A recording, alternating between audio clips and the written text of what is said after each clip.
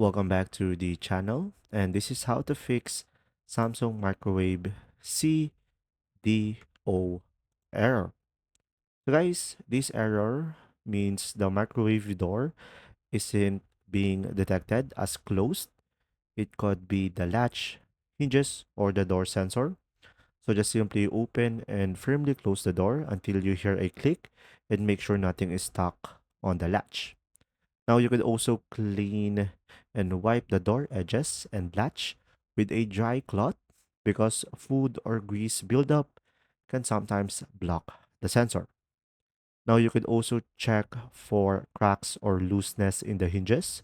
So misalignment can stop the door from sealing, and you could also unplug the microwave for 2 minutes and plug it back in and test it again, and this will reset the microwave, and this should fix the issue. If it doesn't, guys, just simply contact a customer support for professional help to further fix this issue. There you go. See ya.